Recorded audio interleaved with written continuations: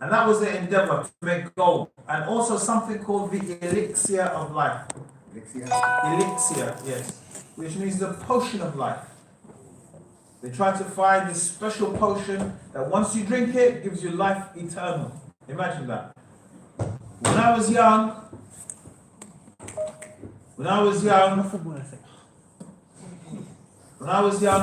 I loved the idea of life eternal. But as you get older, you realize, imagine if you lived forever, for 1,000 years, all the things you would see and live through. And we know from the hadith of the Prophet ﷺ that it's a hadith Qudsi, the person, Allah loves to meet the person who loves to meet Him.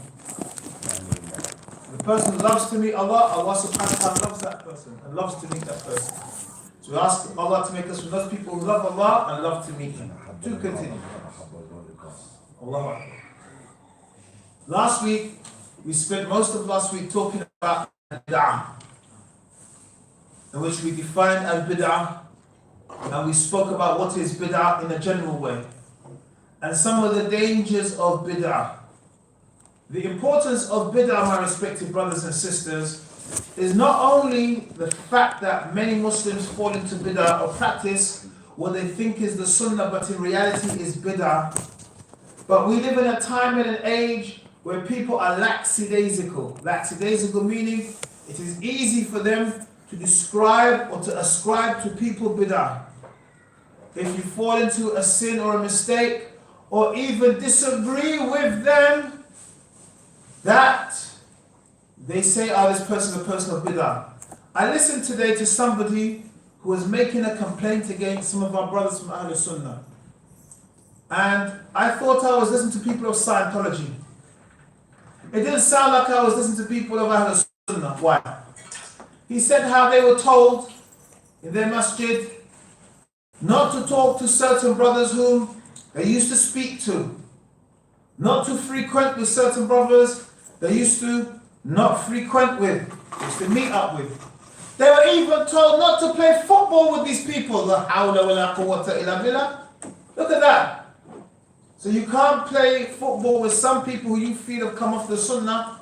But brothers and sisters, you as a Muslim can play football with anybody. You can play with a Jew, a Sikh, a Buddhist, a Christian.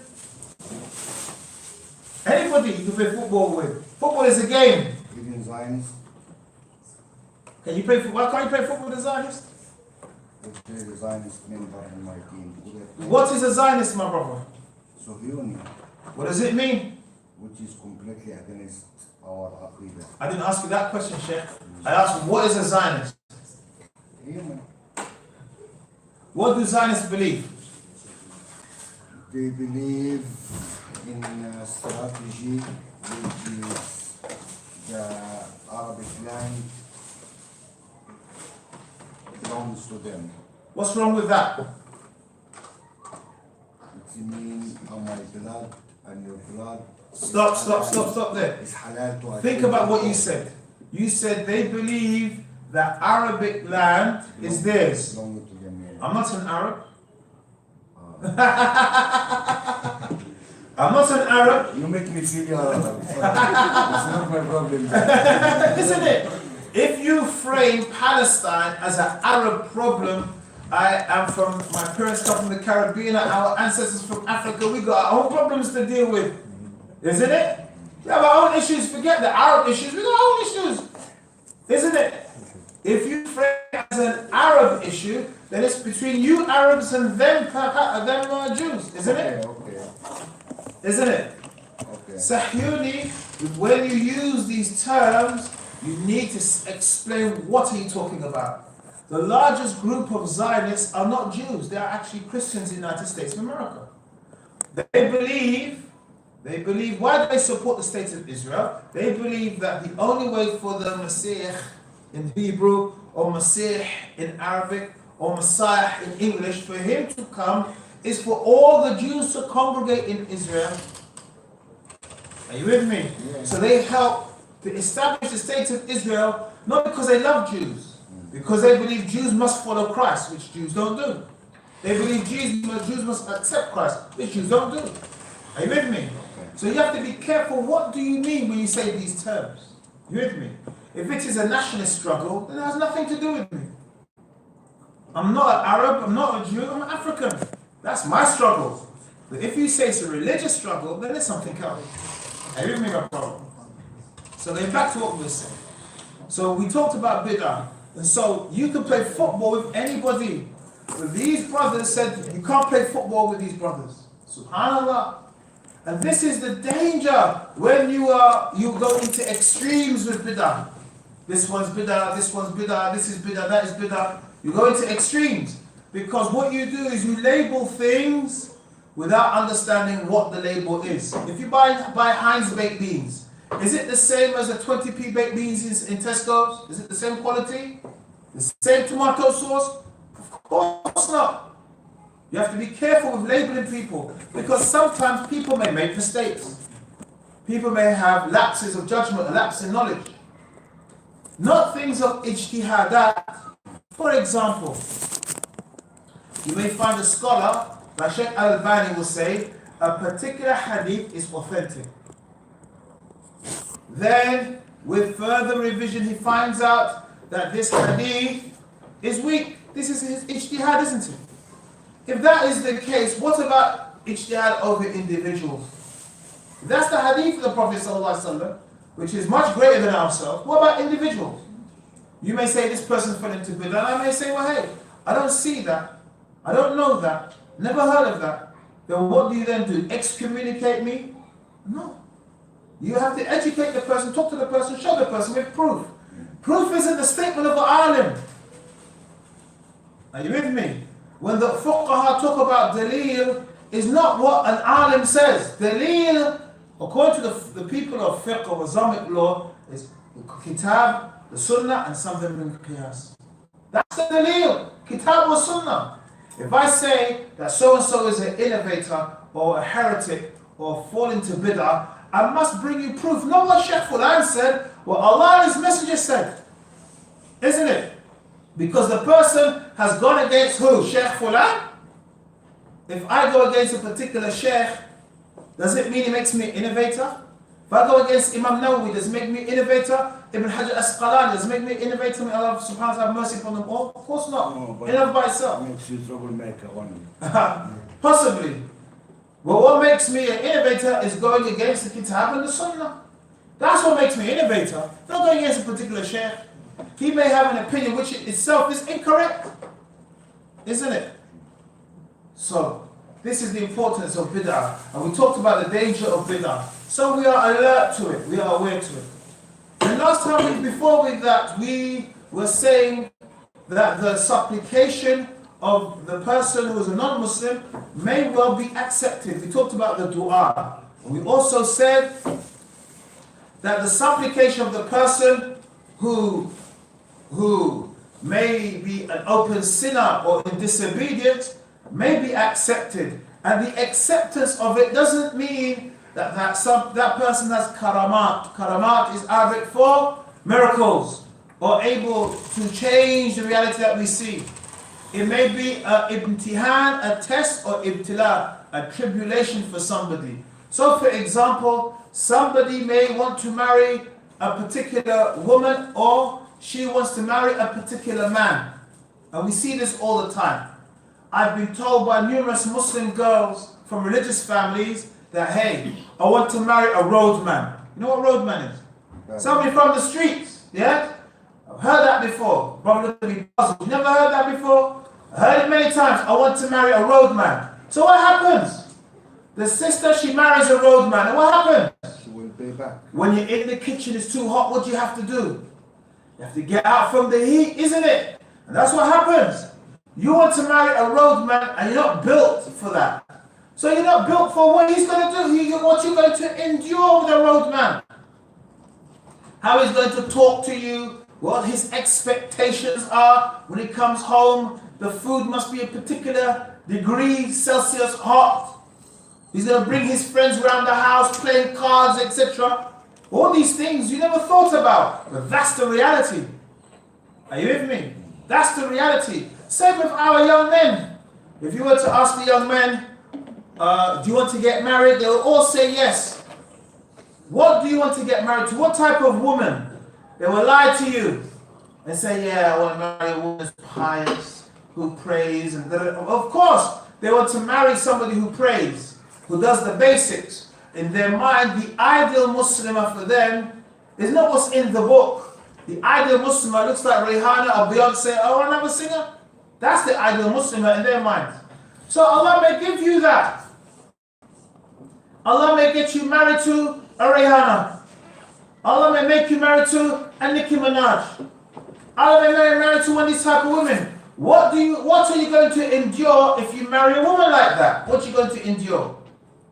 Yes? Imagine now if Allah subhanahu wa ta'ala made you marry somebody like Cardi B. You married Cardi B.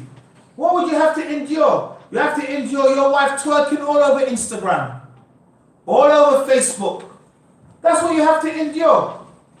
If she does it, why would you be upset with her? Why? If your wife is a such a woman who likes to twerk, sets up the camera, starts twerking, why would you be upset with her if that's what you married?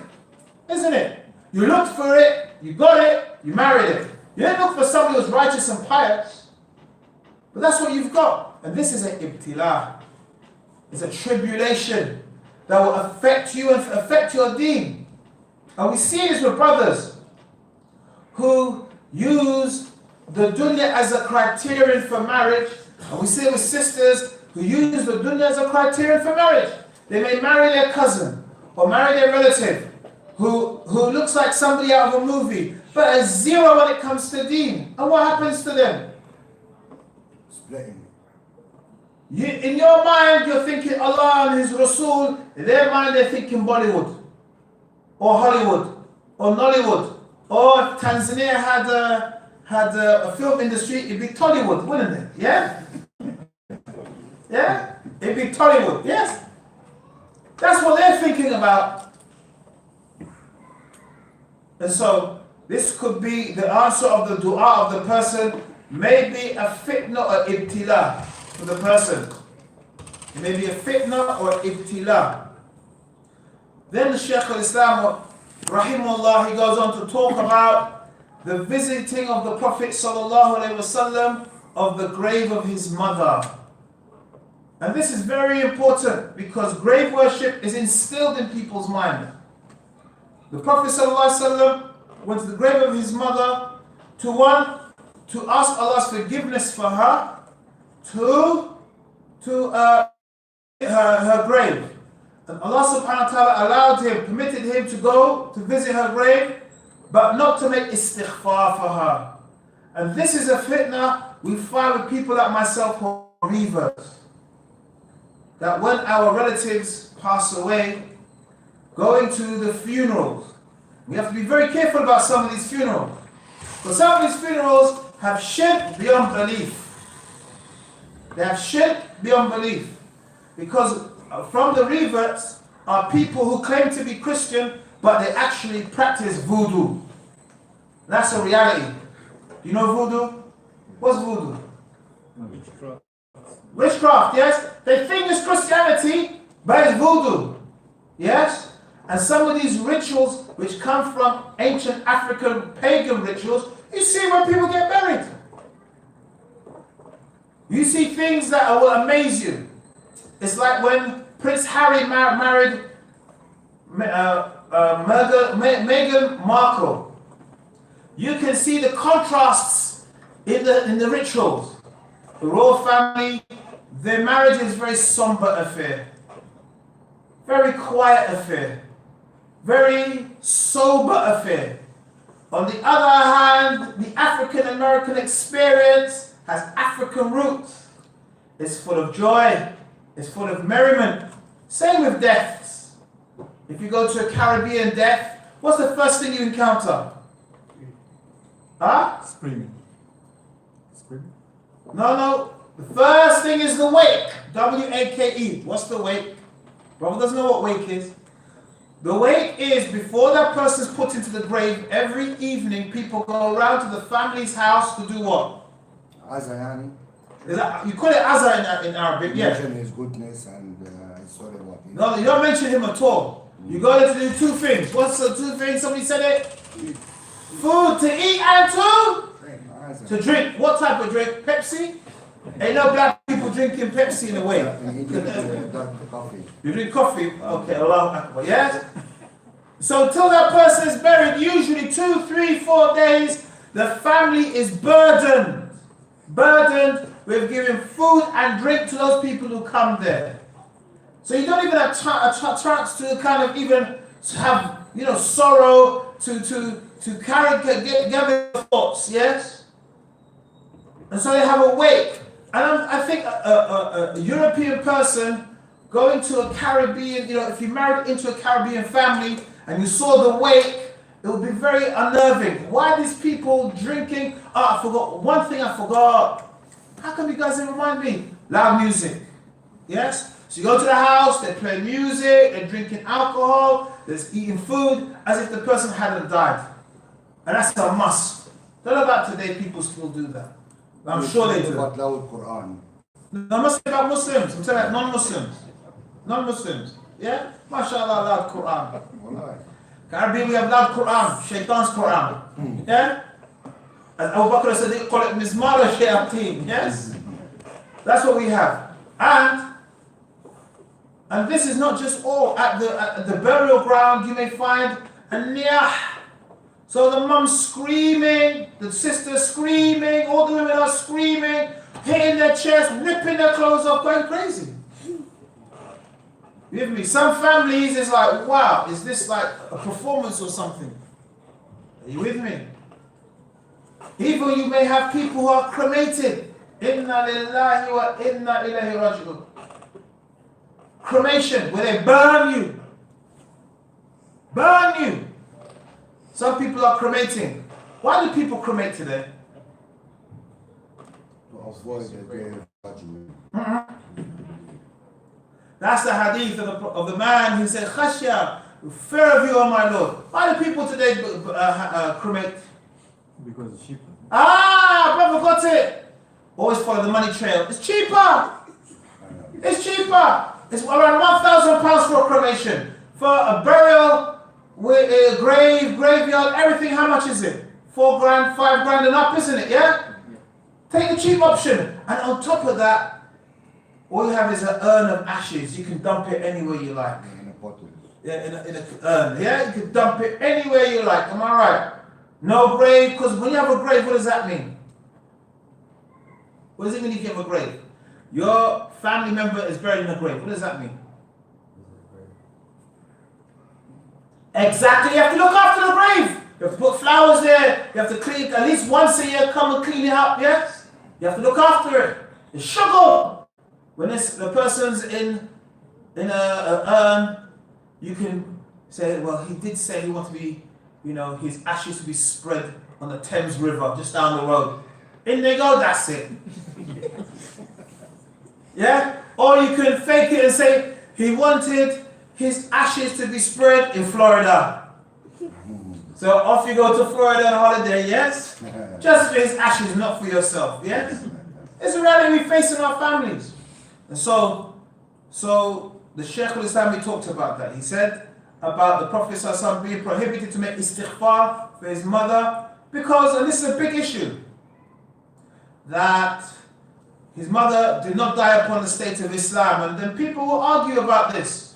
They take this as a point that the Prophet ﷺ's parents didn't die upon Islam. And he had testified to that in a number of ahadith. And I don't know, a person I don't understand, maybe somebody can help me. Why is this a sticking point for Muslims? Why do Muslims make this a big issue? Why do Muslims see it as something which is a crux of their deen? Bid'ah. What about bid'ah? I don't get it, Shaykh. Talk to me. They are doing bid'ah which is not related to our authentic religion. That is definitely so, but I'm saying for some Muslims, if you say the Prophet ﷺ parents, they didn't die upon Islam, it's like you said kufr, like you denied Allah. But this is the reality. And so we see from this the permissibility of going to the grave. Of course, the Shaykh al-Islam then goes on to talk about traveling. Traveling, so some people will travel. So they come from England, they travel to their country for a specific grave.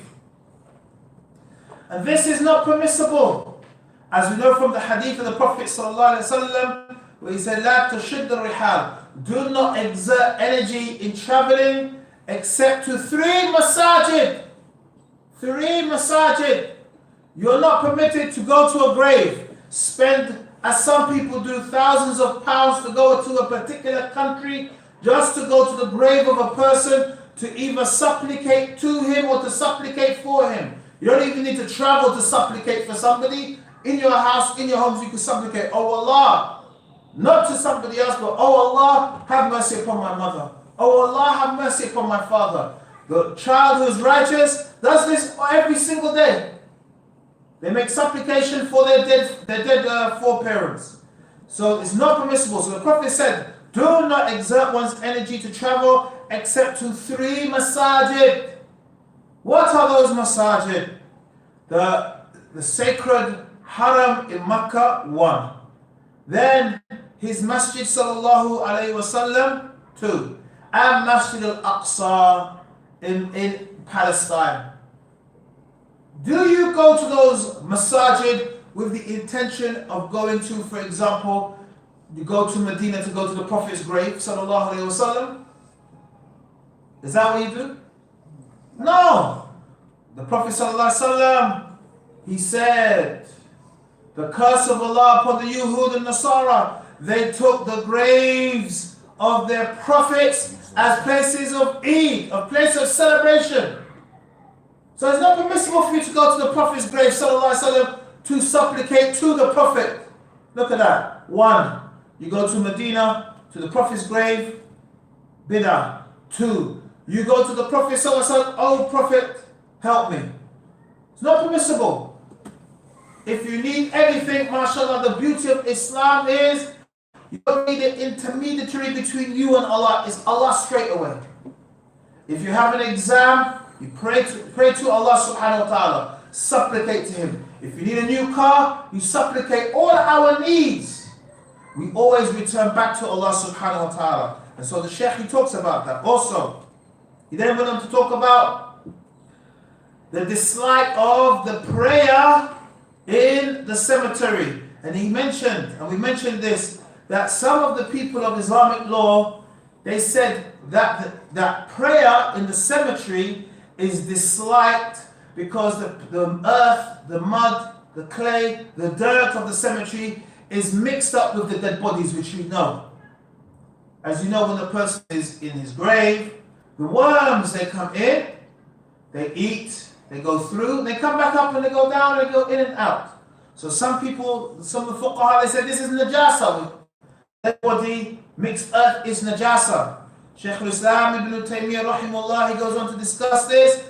Then he said that from the reasons why the salah itself is prohibited in the graveyard is because what will happen, which we see today, people take the cemetery as a place of worship. They move from making salah to Allah in the cemetery to salah to that person. They move from making dua to Allah for that person to dua, Allah making dua to that person. We see this all over the Muslim world.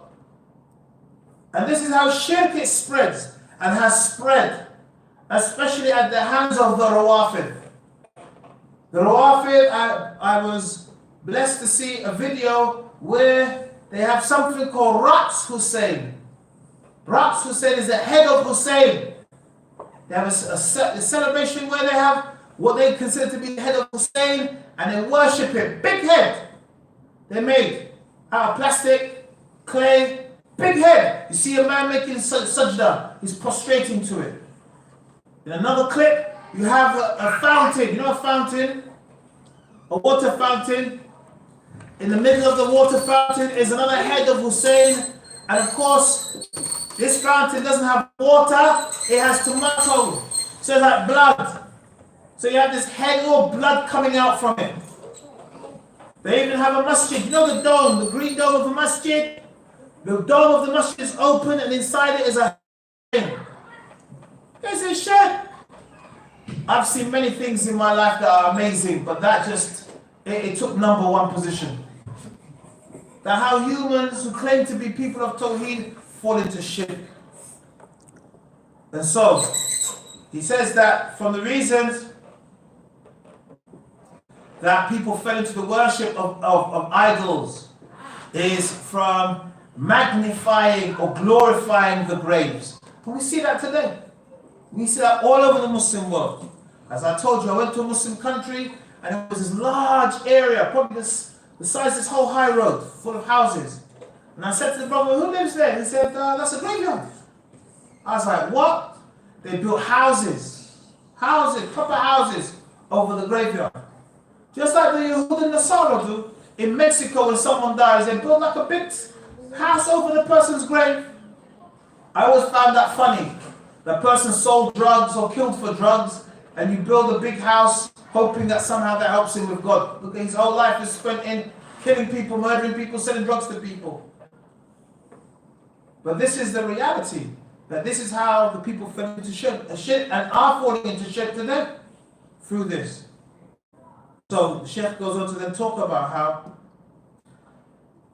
the Yehud and Nasara, their extremism in respect to the prophets. And he said, he brings a hadith, don't exalt me the way the Yehud and Nasara exalted, don't exalt me the way the Nasara, they exalted Jesus the son of Mary. For indeed I am the slave of Allah. So just say that he is a slave and the messenger of Allah. As we see the people, the Nasara, they fell into shirk. How, as one brother put it, the Old Testament is making God a man and the New Testament is making man a God. This is the two themes. Making God a man. So you have in the Old Testament, Israel, he wrestled with God. Subhanallah. Israel wrestled with God. And other illusions too, God almost being like a human being. Then you have the New Testament, which makes man a God, makes Isa ibn Maryam and his mother a God. When I used to be a Christian, we would say the Lord's Prayer. We'd say, Hail Mary, Mother of God. Look at that. Praise be to Mary, Mother of God. Does God have a mother? Was God born? These are some of the things, the shirk and the extremism that people fell into. And so we see today in the Muslim world, as pointed by Shaykh al-Islam, with the Mawlid, and we always talk about the Mawlid, we'll continue to talk about the Mawlid, for example, how they give the Prophet sallallahu alaihi wasallam omnipresence, to be present everywhere. So when they have their Mawlid in Zanzibar, in Oman, in London, in Scotland, that there comes a time when they all stand up and they say, Hadir al-Nadir, he's here, you see. Making the Prophet omnipresent. Subhanallah. This is far away from the teachings of the Prophet sallallahu alaihi wasallam. He never preached that he was omnipresent, could be everywhere at the same time. Nor is he everywhere and all powerful. Some of the things they do, they go into extremes with the Prophet sallallahu alaihi wasallam. But the Prophet said, don't exalt me. Don't put me above my station. The Prophet isn't like every other man. He's a prophet sent by Allah subhanahu wa ta'ala, commissioned with the truth. But he's a man. He's a human being. So don't exalt me the way the Nasara exalted Jesus the son of Mary. And we see that. Even sometimes when you debate with these people, when you crush all the doubts about Mawlid, what's the last resort for Mawlid? Well, they got Christmas, we got Mawlid. This is what they surmise. Is Islam a reaction to everything? Is Islam, or other people do it, we do it? And this is a big problem in the Muslim Ummah. They strike us with bombs, we got to strike them with bombs. We're not reactionary people. We go by what Allah and His Messenger have said to us, sallallahu alaihi wasallam. We're not reactionary. Well, they have this, we have that. They do this, we do that. No. And so, falling into extremes with the prophets can make the person fall into shirk. The Shaykh, he then goes on to talk about another important thing, where some people, they say that the Muslim Ummah have agreed upon the benefit and the goodness of making supplication at the grave. And then he said, and he made a number of points, but this is a very important point, that the scholars of old, both in his time and after, did not hold it permissible to do this thing. Did not hold it permissible to go to the graves and supplicate to the inmate or make salah in the graveyard. The Salaf, our past predecessors, didn't do this thing.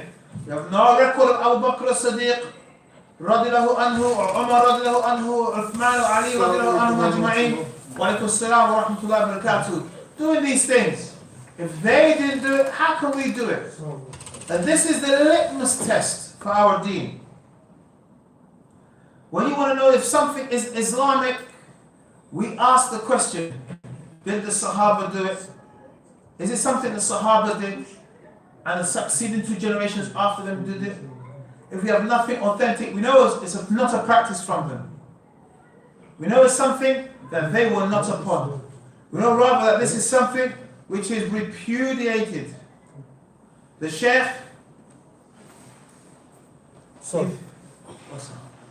then goes on to talk about a shirk.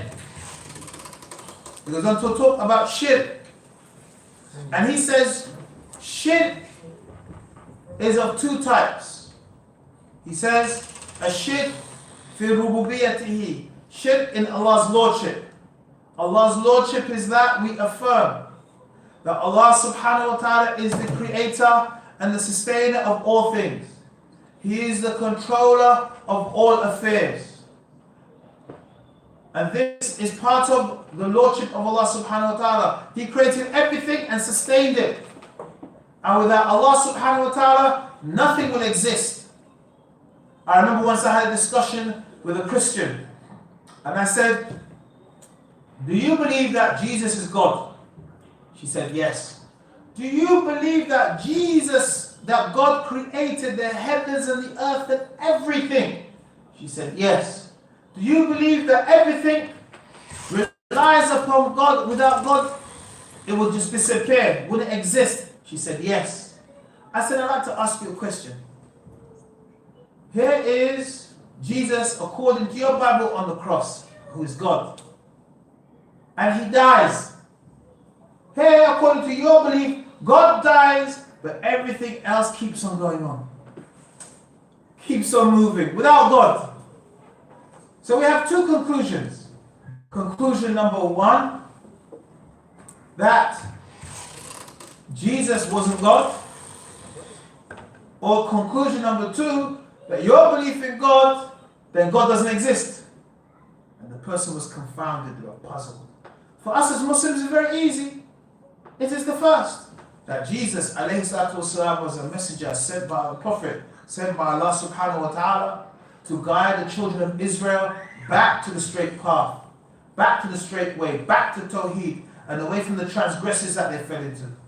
And he never said he was God, neither he nor his mother. Rather, he was a prophet and he was sent and he told the people the message. And this, calling him a God or the Son of God, is based upon ancient Greek philosophy, which the people interpolated, they mixed it in with his teachings. And so Shaykh al-Islam ibn Taymiyyah, he says, the first is associating partners in Allah's rububiyyah, in his lordship. And this is from the shirk that people fell into. And one of the greatest shirk that we find today is when people negate that Allah exists. And we find Muslims falling into it. I went to a social media service and I came across ex-Muslims. It seems to be the fad these days, ex-Muslims. Like that girl who left Saudi Arabia and she gained Canadian citizenship. We say to the Canadian government, there's over 400,000 to 1 million people, Rohingya people in Bangladesh who are more deserving of that citizenship, or give them the citizenship as well as giving her the citizenship. Am I right? How are you going to leave somebody who's been slaughtered and massacred, leave them to live in these concentration camps and take somebody who's not on that level. And if you believe that she was on that level, what about those who are in a worse situation? Aren't they more deserving of migration status than her? And so I say, my respected brothers and sisters, that we find today many people claim to be ex-Muslims because that's the way of getting citizenship, isn't it? If I want to come to the West, an economic migrant, I say, look, I was an atheist in Saudi Arabia, or I was an atheist in Jordan, I was an atheist in Tanzania. Am I right? And what do they say? You jump the queue, you go right to the front of the queue, isn't it? Yes? Well, he was an atheist, and if he goes back to his country, they will prosecute him. You hear me? As if you're the only atheist in the whole of the country. 40 million people, you're the only atheist. You with me? Can you imagine? 20, 30 million, and you're the only atheist in that country. Does that make sense to anybody? Does it make sense? And so, they have today these people called ex-Muslims. And I'm amazed at all the money when they have their conferences, nice halls, you know, they've got their nice pictures and everything behind them. Someone's spending money on this. Am I right? Someone's spending a lot of money on this. It's not like they're like us, Misakeen, have to have a conference and, you know, scraping the barrel for money. No, they have lovely places. You know, when you go there, lovely refreshments, tea, luxury biscuits, Fox biscuits, you know Fox's biscuits? Not the cheap Tesco biscuits that we have. Fox's biscuits, mashallah. Someone's spending money. And it's interesting. The thing I find interesting though about all of this is that in order to counter Islam, you spend money on people who have not a say in the Muslim community. These ex-Muslims, do you know any of these ex-Muslims? Have you ever heard of them? If I name you a list of ex-Muslims, you would say, who the hell is that? Who's it? Who's that person? Nobody knows these people. So how do you expect that person to have any currency with the Muslims? It was like this guy, he left Islam, or should I say Qadianism, to become a Christian. He left, so he went from one corner of hellfire to the other corner. That's all he did. What did you do? From one corner of shirk to the other corner of shirk. That's all you did. Isn't it? Did the person find Jannah that way? No. And then the person, he died. I can't remember what disease he had, but he had something, he was in the hospital, he died in the hospital. Imagine that. Subhanallah. What are you going to show to Muslims? This man was Muslim, he became Christian, and he died in the hospital of some disease. Any Muslim's going to look at that and what are you going to say? Boy, I ain't going to become no Christian. I don't want that to happen to me, isn't it? You see, people don't use their brains. Any Muslim looking at that will think, well, boy, I was going to leave Islam, but if that happened to him, that surely can happen to me now. Thanks, fam, I'm cool where I'm at, yeah? And so the Shaykh said, the first of the shirk is shirk in Allah's rububiyyah. Then Shaykh al-Islam ibn Taymiyyah, he says the second category of shirk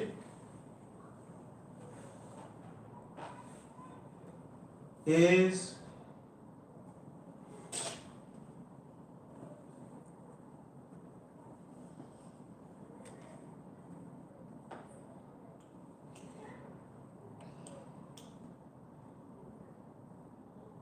forgive me, you went back to the beginning. Shirk fil uluhiyah. That's a shirk in the worship of Allah subhanahu wa ta'ala. In that Allah subhanahu wa ta'ala, we worship Him and Him alone according to what is in the Kitab and the Sunnah. All acts of worship are for Allah and Allah alone. And we worship none other than Him subhanahu wa ta'ala. This is al-uluhiyah. And we learn this in the Quran. Allah tells us, إِيَّاكَ نَعْبُدُ وَإِيَّاكَ نَسْتَعِينُ. You alone we worship, and you alone we seek assistance or help or aid from. And so we find this shirk in uluhiyah widespread, unfortunately, in the Muslim world, in different manifestations. It could be, for example, in worshipping or giving supplication to the inmate of the grave, When you go to the person, Allah says, call me, supplicate to me, I will answer you. This is for Allah, this act of worship for Allah, Allah alone. The person goes to the grave and say, oh, I remember some years ago I saw this documentary of a sheikh, his name is Sheikh Hassan, a grave in Ethiopia. And, the people, they went there to this grave, it was like an enclave kind of place. It was all covered over. They went there, and the people, they got, they put their hands in the dust, and they covered themselves, in the dust. And I was like, whoa. If I saw that as a non-Muslim, who would join that religion? You put all dust all over your face. That looks mad. Doesn't it look mad? It looks mad. They went there, covered their face. At the end they got dust everywhere. It looks crazy. And I said, wow, look at that. They put these programs on to drive people away. Who want to join a mad religion like that? That looks mad. But lo and behold, it's not from Islam. It's not from Islam to go to a grave and beg the person to help you. And sometimes we fall into other people's shirk, such as saints. You have Saint Christopher. You have Muslims Saint Christopher, help me to get to my destination. Saint Christopher can't help himself to get to his destination without Allah's help. How can he help you? We fall into the bid'ah of other people. So when things get desperate and rough, you go to Huneman or another grave, another deity and ask, oh Huneman to help me. Or go drink the water of the river Ganges, for example, in the hope that it's blessed water that will help you. Some Muslims fall into this. The bid'ah of other people. But the Shaykh also, I believe, because of his time and his situation, he focused on those two. And in those days, everybody believed in Allah's uluhiyyah and rububiyyah. If they were Jew, they were Christian. If they were Christian, they were Muslim. If they were Muslim, they were an animist or a pagan who worshipped the stars, the sun, the moon, the jinn, whatever. Atheists were extremely small minority, unlike today. But we have to also talk about our time, Allah's names and attributes. That we know Allah subhanahu wa ta'ala has names and attributes which He has told us about in the Quran, the authentic Sunnah. And we learn from Aqidah Wasatiyah that we only call Allah by the names that He has specified or the attributes He has specified in the Kitab and Sunnah. We don't negate them, we don't distort them, we don't change their meaning, we don't do any of these things. We maintain them as they are. And this is very important. On why? We have sects that ascribe themselves to Islam that have shirk in the name of Allah's names and attributes. Last week we mentioned the nation of Kufr. Am I right? The nation of Islam. Yes? If you look at the nation of Islam, in this Asma wa Sifat, they fall into shirk. They fall into shirk in all three categories. But they ascribe to human beings, such as their God, Father Muhammad, they ascribe to him attributes of Allah subhanahu wa ta'ala. They ascribe to their God attributes being all powerful, all wise, all knowing. All these attributes they ascribe to their deity, Father Muhammad, whom they claim was Allah. And we have a number of sects like that. We have sects like the Nusayriya or the Alawis in Syria, the ruling regime are Alawis.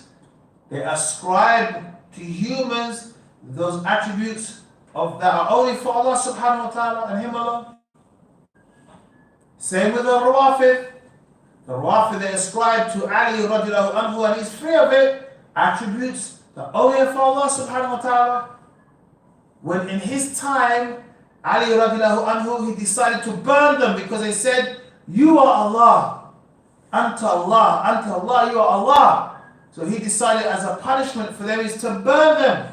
Made a pit, but finally burnt them. That was his decision to burn them. What did they say when he did this? See, we told you are Allah. Only Allah can burn in fire. Are you with me? So they ascribe to their imams. They have imams. If you read their book Al-Kafi, which is their Bukhari, but kafiyatuhu naqis. Kafi means sufficient. And it's not sufficient. If you read the book Al-Kafi, the worst thing for them was the internet. Because up until recently, they never put their books on the internet. Now they have the courage to do so. So you go on the internet and you have their translations. I tried. Please remind me, brother. Send me a text message. So next lesson, I'll print some out or put it on the computer and we'll read some of their hadith. Some of their hadith make your hair stand on end. So they ascribe to their imams attributes of Allah, being omnipowerful, being extremely powerful, being everywhere in terms of knowledge, the attributes of Allah. They make the imams deities to be worshipped. And this is something extremely important that we have to always bear in mind. And so the Shaykh Azam talks about this shirk.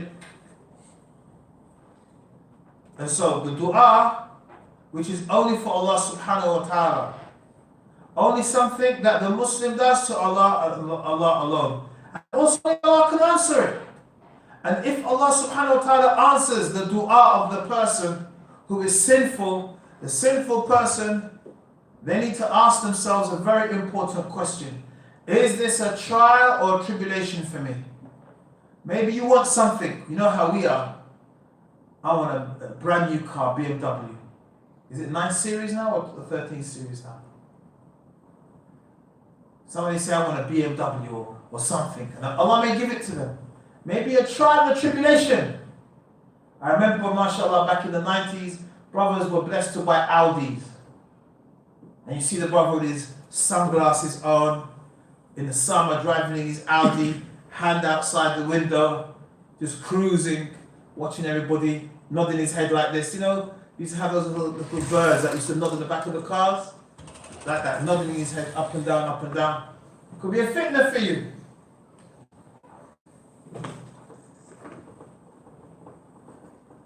It will be a fitna for you, something that Allah subhanahu wa ta'ala may use as a means of you not getting close to Him but far away from Him. So we have to, all of us, be careful. Also, the Sheikh says that from those things which are prohibited is encampment in the graves. That the people take the grave as a place of encampment, which we have in the Muslim world. People go to the particular graves as a mark of pilgrimage. They go to this grave, they may stay at this grave, their hearts are connected to the grave, they go to supplicate at the grave, they go to pray at the grave, they go to slaughter at the grave. And this is a side point I forgot to mention. The slaughter, Allah says, فَصَلِّ لِرَبِّكَ وَانْحَرْ. So pray to your Lord and sacrifice to who? To Him. To Him alone. So people go to the grave and they sacrifice to the inmate of the grave. Abdul Qadir Jilani, they slaughter a big goat or a camel for him, asking that Abdul Qadir Jilani, because of his taqwa, his piety, his closeness to Allah, he can intercede. This they have no proof for. Much less, how does the transaction work out? How does it work out? How does Abdul Qadir Jilani go to Allah and ask to intercede? How does that look? How does that work out? Wa alaikum assalam.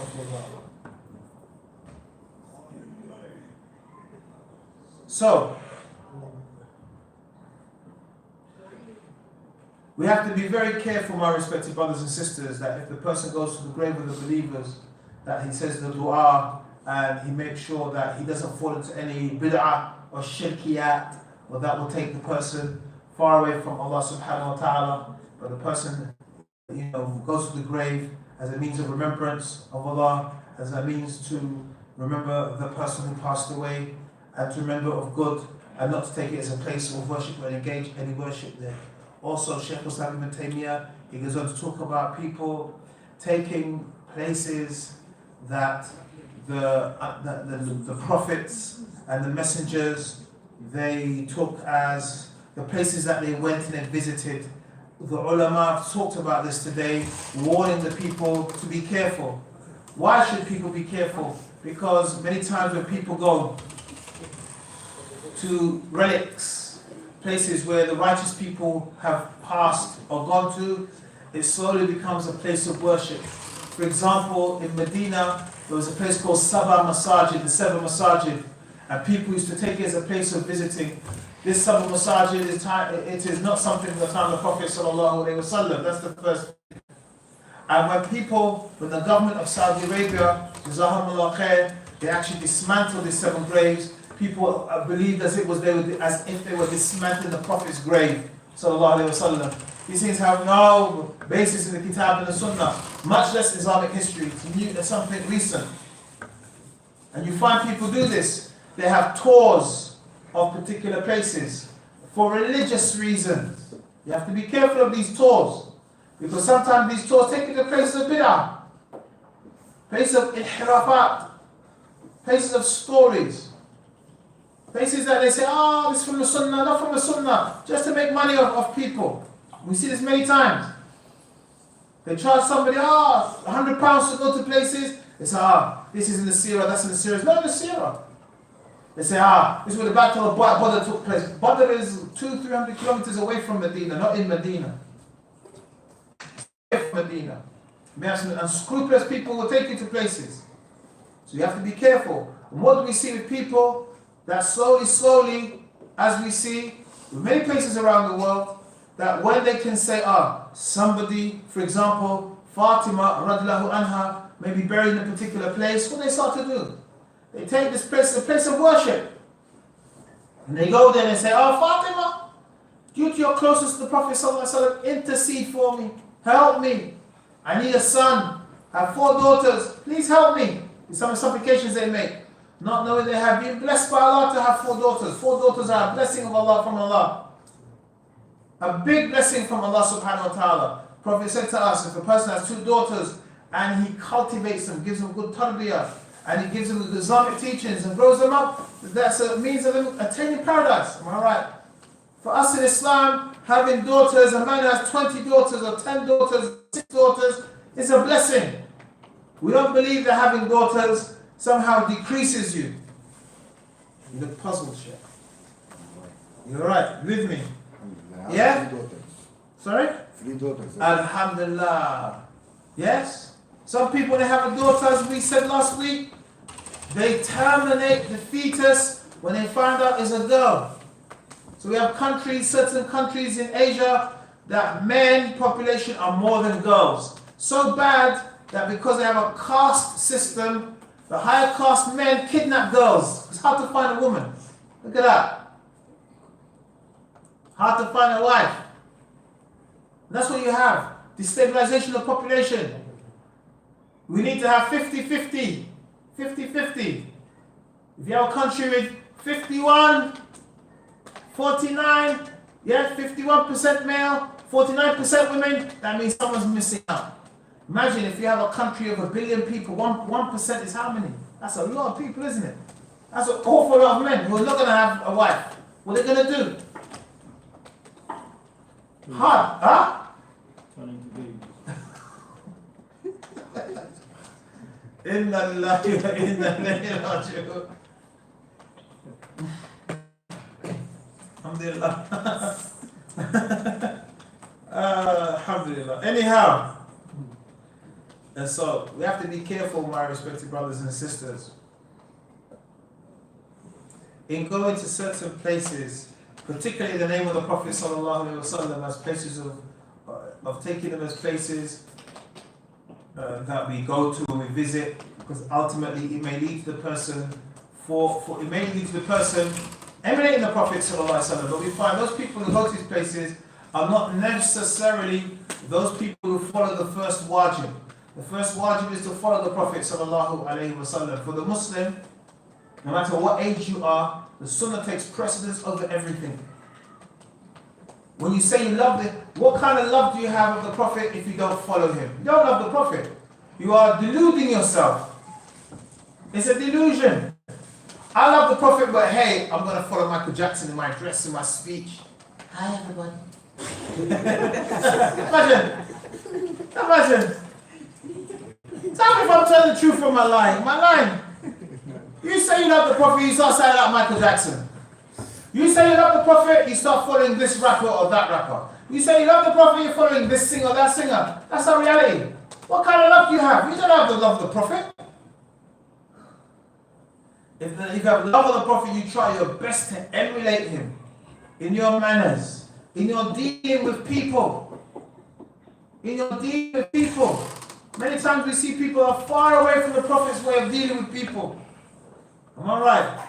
Far away. So how can you say you love the Prophet? So our love of the Prophet is only Mawlid. When you go to Makkah, Medina, you find all these places that he's supposed to have gone. That's I'm taking selfies and pictures there. We see people am I right? I went to Masjid, I went to Uhud, I went to this place, I went to that place, I went to here. Of course, yes. Go to Mount Uhud. I don't know why your hands risen up. There's nothing there to make, I understand why you're making dua there. You can make dua any place. But they go to all these places taking selfies of themselves. But when it comes to the sunnah of the Prophet ﷺ, you're not following the sunnah.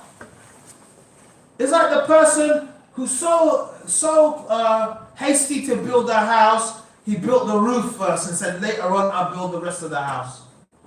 What use is it building the roof? There is no use building the roof. And think about it. Why do we build the roof last? Because how are you going to get the roof up to go on the walls? Isn't it? If I build a roof that's 2 tons, how am I going to lift that roof up so I can build the walls under it? That's what we are like, some of us in our practice of Islam. Roof builders. But when it comes to the essence, the Muslim, young or old, commit yourself to the Sunnah. Commit yourself to following the Prophet. Commit yourself. You say with your tongue, is the Prophet the best example? Raise your hands. Is he the best example? I don't see hands risen. Raise your hands. If he's the best example, raise your hands. If he's the best example, why don't we follow him? Sallallahu Alaihi Wasallam. Isn't it? If I say my example is Michael Jackson, I'm going to get a curly perm. I'm going to get a glove that's made with all diamonds. I'm going to have a tight top, a tight jeans. I'm going to have those shiny shoes. They call them patent shiny shoes. I'll moonwalk all over the place and say, hi everybody, I'm Michael. Yes? Like people who like Prince, the singer Prince. They have the hat, they have their hair down straight. They have like purple shirt, purple trousers, high heel shoes, and they go around looking moody. Yeah? If you like a rapper, what do? You dress with the sagging trousers, am I right? The Nike top, etc. That's what, if you love the Prophet, that's the level you've got to be on. You emulate him in everything as much as you can according to your knowledge and your capability. But we don't. We say we love the Prophet. Yeah, fam. The Prophet is somebody you've got to follow, and then you look like Jay-Z or Kanye West or Michael Jackson. That's our reality, isn't it? When you go to make Umrah, what do you see? Don't you see Michael Jackson copycats? After Umrah, after they've made Umrah, what do you see? Transformation, isn't it? He transforms from somebody, mashallah, who's making Umrah to a Michael Jackson clone, or Prince clone, or to Jay-Z clone, or to Rihanna clone. We've seen some of them as well. Walaikum salam for that. And the Rihanna clone. Her hair's too nice for her to put hijab on. So you see all sticking out and everything. Grown woman. This is the problem. So, my respected brothers and sisters, one of the dangers of going to these places, what we claim, and that's another issue. Did the Prophet ﷺ actually go there? Did those Anbiya and messengers go there? Like people say, in certain parts of Africa, Fatima is buried. She's not known to have left the Arabian Peninsula. How did she get to Africa? And then you have in Africa, parts of Africa, 4 or 5 places that Fatima is buried. Radiallahu anha. How did she get in 4 places? Then you have this prophet, this person, that person. How do you know that person was buried there? How? And people take these places as places of worship, not places of visitation only. And so we have to be very careful that we go extremes in our religion. I'm going to stop there now. We're well over the time. Barakallahu feekum. That we will continue next week and conclude. Barakallahu feekum. Assalamu alaikum wa rahmatullahi wa barakatuh. Are there any questions or clarifications, by the way? You all